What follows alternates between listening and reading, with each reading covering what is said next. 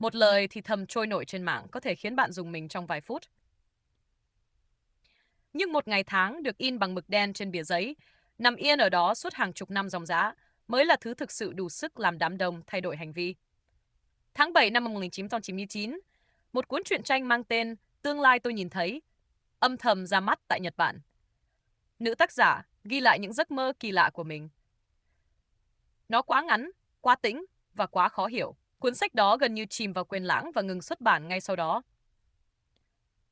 12 năm sau, vào ngày 11 tháng 3 năm 2011, trận đại địa đấn và sóng thần Tohoku xảy ra, quét sạch hàng vạn sinh mạng.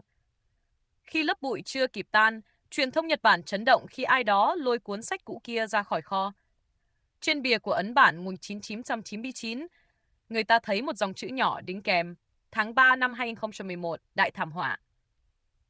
Không ai sửa được bản in của 12 năm trước. Mốc thời gian đã nằm chết ở đó. Khi một lời cảnh báo chỉ là lời nói miệng, người ta rất dễ gạt đi. Bạn có thể đổ lỗi cho sự trùng hợp hoặc cho trí nhớ bị bóp méo. Nhưng khi nó là một vật chứng hiện hữu, có chứa mốc thời gian rõ ràng, không thể can thiệp, không thể xóa dấu vết, thì nỗi sợ mới thực sự cắn rễ. Nó không còn vận hành dưới dạng một tin đồn siêu nhiên. Nó chuyển hóa thành một hồ sơ pháp chứng. Khúc mắc nằm ở tính cụ thể. Sự cụ thể tước đoạt khoảng trống của sự hoài nghi. Sức mạnh của cuốn sách không dừng lại ở năm 2011. Trong ấn bản tái bản gần đây, một mốc thời gian khác lại được chỉ điểm bằng mức độ chi tiết đến gai người. Tháng 7 năm 2025. Với cảnh báo rằng một đợt sóng thần ở rãnh tử thần Nankai có thể diễn ra, mang theo sức hủy diệt chưa từng thấy. Lần này, phản ứng xã hội không còn dừng lại ở những tiếng bàn tán trên các diễn đàn bí ẩn. Người ta thấy siêu thị hết sạch nước, đóng chai trong một thời gian ngắn. Lịch trình du lịch bị dời lại. Kế hoạch mua nhà ven biển bị khựng lại. Họ đang sợ vì mê tín? Không hẳn. Họ đang mua một phương án bảo hiểm tâm lý cho một viễn cảnh mà tỷ lệ cược của nó đã được bốc trúng một lần trong lịch sử. Điều tàn nhẫn nhất của cơn hoảng loạn này là nó hoàn toàn logic. Bộ não con người được thiết kế để nhận diện mẫu hình. Khi một cỗ máy hay một cuốn sách đã bấm trúng tọa độ cực đoan một lần, bản năng phòng thủ sẽ lập tức nâng hạng tín nhiệm của lời cảnh báo ở lần thứ hai. Người ta không cần tác giả phải là một nhà tiên tri thực thụ, thao túng thời gian. Người ta chỉ cần cái rủi ro đó có vẻ đủ chân thực để họ không dám lấy sinh mạng của mình ra làm đồ cá cược.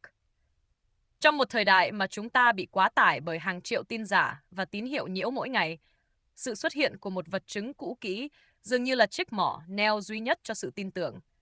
Chúng ta ít khi sợ nội dung phi lý của lời báo mộng. Chúng ta sợ định dạng của nó. Sự im lặng của tờ giấy, nét mực không hề xê dịch qua thập kỷ, và sự khớp nối lạnh lùng với thực tế. Người ta cãi nhau xem tác giả có năng lực ngoại cảm hay không, mà quên mất rằng thứ đáng sợ hơn là cách toàn bộ hệ thống bán lẻ địa phương và tâm lý học đám đông nhanh chóng bị uốn cong chỉ bởi một dòng chữ in sẵn. Hóa ra, nỗi sợ không cần phép thuật để tạo ra những hậu quả vô cùng thực tế. Nó chỉ cần một lớp màng bọc của sự chính xác. Cho nên lần tới, nếu bạn thấy đám đông đổ xô đi mua nhu yếu phẩm vì một trang kinh cũ hay một lời nhắn bị quên lãng, đừng vội cười nhạo họ. Bởi vì khi một lời cảnh báo có cả vật chứng và mốc thời gian, toàn xã hội sẽ không còn nghe nó như một tiếng đồn, mà đọc nó như một hồ sơ rủi ro thứ thiệt. Bạn đang nghe The Foresight Report. Ở đây, chúng ta đọc tín hiệu trước khi đám đông tìm ra một cái tên để gọi nỗi sợ của họ. Đừng quên để lại đăng ký và hẹn gặp lại ở hồ sơ tiếp theo.